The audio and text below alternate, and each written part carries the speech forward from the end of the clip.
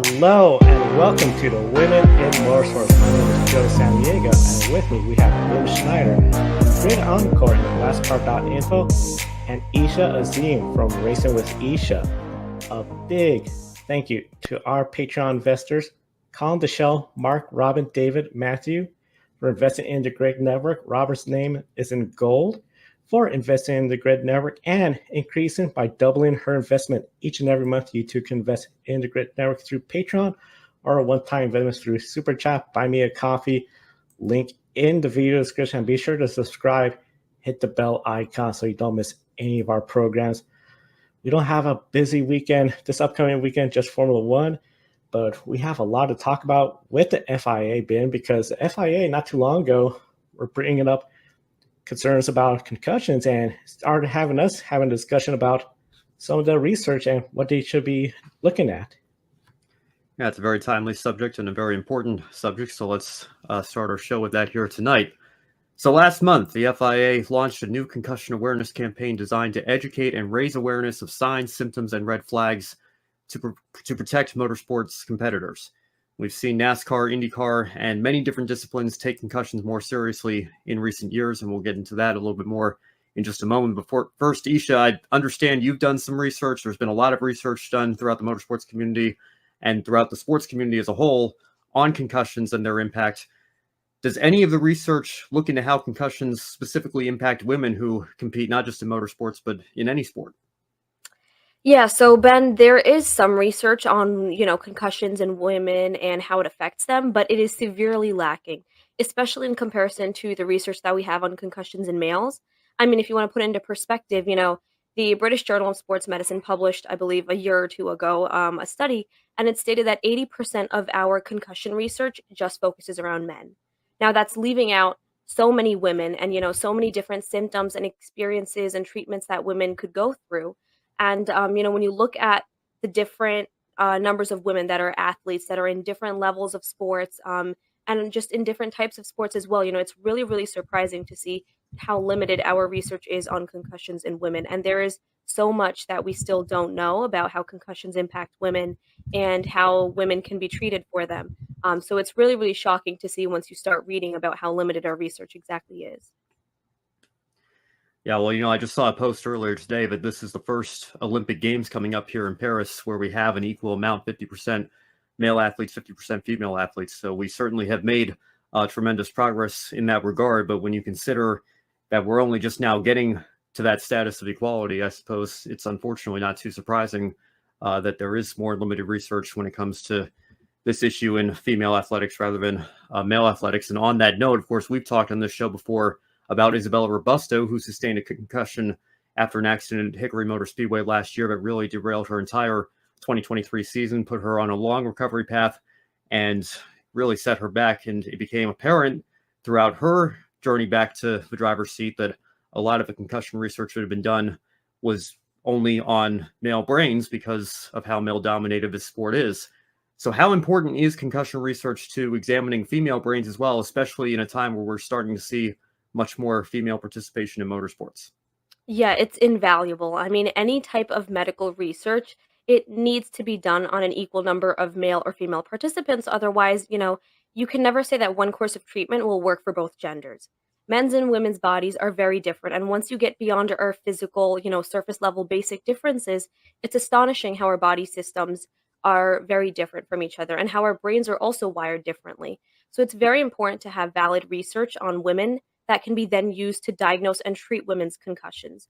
Some studies and experiments even suggest that women may develop concussions more easily than men, or that we may even experience worse symptoms than men. So when you're looking at a sport as dangerous as motorsports, the stakes are even higher. And concussion research on women and female athletes is just absolutely critical. And when you look at it as a whole, we are still so far behind, and there's so much that still needs to be researched.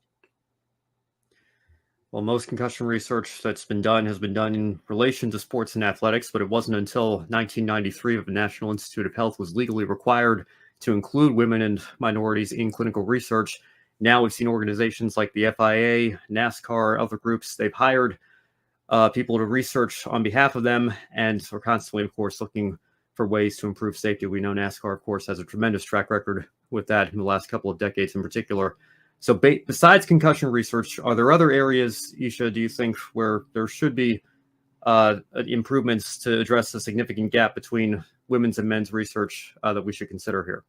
Oh, absolutely. This is actually the topic that I'm working on for my undergrad honors research right now. And once you start reading about the lack of research that there is for women's health, it's truly astonishing how big of a lack there is. I mean, women weren't even picked as participants for medical research experiments and trials until somewhat recently. And even now, there's no hard and fast rule about how many women need to be included in research experiments. So, because of that, treatment and medications that work on men during experiments are given to women as well, but women often experience side effects that doctors have no idea how to treat or fix. And you can think of it as a sort of cycle that nobody knows how to stop or fix simply because of the lack of research that we have on women's health. I mean, if you look at something as basic as a heart attack, right? We have limited research on women, even though women and men can experience very different symptoms. So we are always educated about a specific set of symptoms for heart attack. However, that only really applies to men. Many times women don't even know that they're having a heart attack only because they haven't been educated about their gender specific symptoms. And all of that leads back to the lack of research on women's health issues. Now, present day, we are doing more women centered research, and there have been advances that have been made. There are some rules that require women to be included in research, but there is still a very long way for us to go in addressing the gap between women's and men's research, especially when you start to include sports and you're looking at athletes specifically. All right, we'll leave it there for now. In the meantime, we'll move on here and talk about the series that Isabella Robusto races in. Of course, she wasn't on track this weekend. We'll see her again soon here, but we did have several female drivers competing at IRP. So Isha, let's recap that race right now. That's right, Ben. The ARCA Menard Series was at Indianapolis Raceway Park for the Circle City 200. 4 women were at this race, and one of them was Becca Monopoly. She failed to qualify for Daytona. This was her first race of 2024. She was running around 20th place for most of the race, but lost it exiting turn 4. She overcorrected and ended up crashing into the wall. So, Ben, she ran more than half of the race. Do you think this was enough to gain more experience for her next start?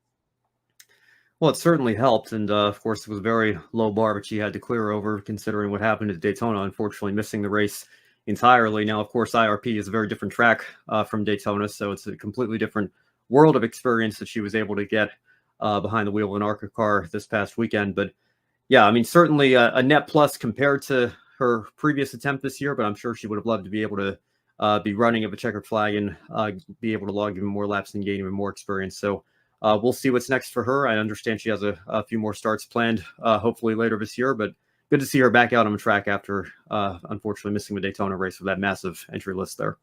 Yep, definitely. Now, looking at another driver, Tony Bradinger ran top 10 for most of the race, but got caught up in a crash.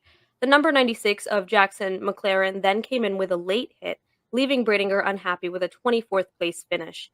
Now, Amber Balkin finished 13th despite bringing out the final caution, and Rita Goulet finished 20th, 3 laps down. Now, after several short track races, are you surprised by the rough race that Tony and Amber had?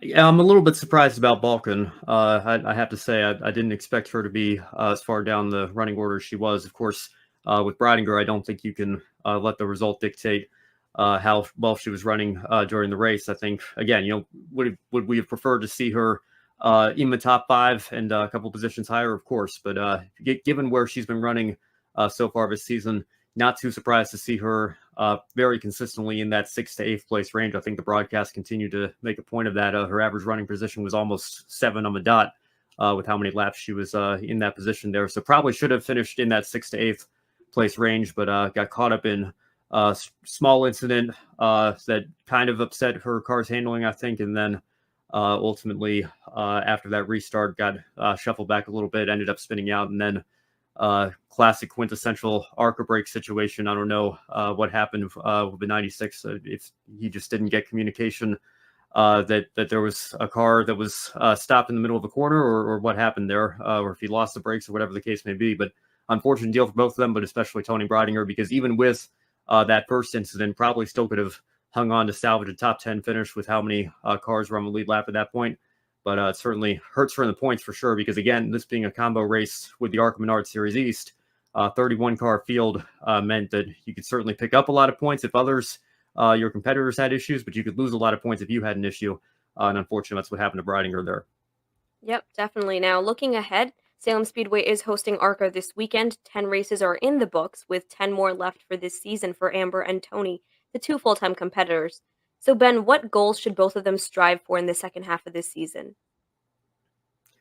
I think the goal should be just continue to improve on where they've been running and try to strive for maybe third or fourth in the point standings. Again, I think that Andres Perez probably has the championship on lock at this point with how he's been running, and I believe was second this weekend as well. So another strong run for him to continue to expand that points gap. So again, it's unfortunate that a couple of poor finishes have kind of shuffled Balkan and Breidinger back, but certainly keeping pace around the same spot in the standings with their other full-time teammate, Venturini, Chris Wright. So certainly to be outrunning him would be a good goal for those two. And then, just continue to improve on their results. Again, winning a race might be a little bit of a stretch based on the pace that they've shown so far this year, but certainly wouldn't put it past the Venturini team to be able to give them the equipment to put them in that position. So if they can maximize that, more power to them if they can go out and win. But I think trying to break into the top five on a more regular basis for Breidinger especially certainly would be a good goal for the second half of the year. All right, now before we close, I'd like to give a quick update on Haley Deegan. She was at Iowa Speedway when INDYCAR was there, and rumors are that she might be looking at Indy next. Now, this past weekend, she was seen competing at a Trans Am event at Lime Rock Park. There were some big names from Cup Series and international road racing on hand. Haley ran as high as 5th place before her team eventually finished 6th overall. Ben, how big of a confidence boost is this for her to get back into racing? Yeah, I think this was massive. And, it is unfortunate Deegan had a little bit of contact there at the end. I saw some videos circulating on Twitter and Instagram of the incident, but still was able to salvage a 6th place finish out of it. But I watched her race vlog, and I have to say it's been a long time since I've seen Haley Deegan that upbeat and happy leaving a racetrack. And I suppose that shouldn't be too surprising that we haven't seen that very much this year, given the results that she was, or lack of results, I guess, probably more appropriate to say, that she was achieving with AM Racing. So for her, I think, just to be able to be smiling as she was leaving the track and, feeling positive about the experience that she had just had, I think, regardless of the result, if she's feeling that way, I think that's going to go a very long way for her. I don't know what's next for her in terms of a full-time ride.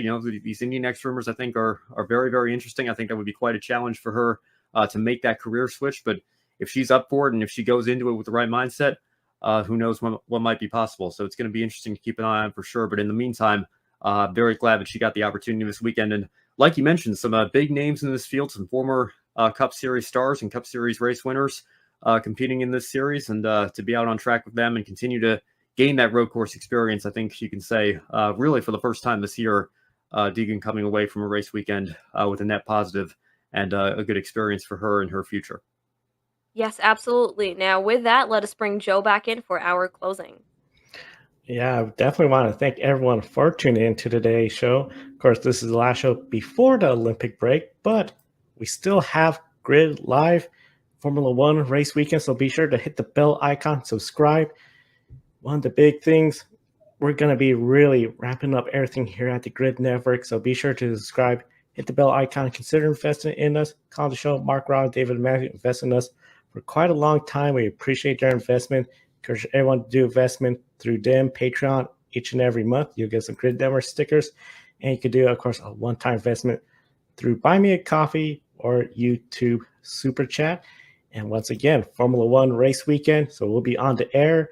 And then it's going to be the Olympic break until the next time when it's MotoGP weekend. We'll be back on here for Grid Life pre-race and wrap-up. So still, we'll be on the air. But for most of our team, a well-deserved break. We are a little bit more than halfway through 2024. So definitely a big thank you to everyone in the Grid Network and to all our investors and supporters and viewers. You're the reason why we do this. So thank you for watching. We'll see you next time and enjoy the races.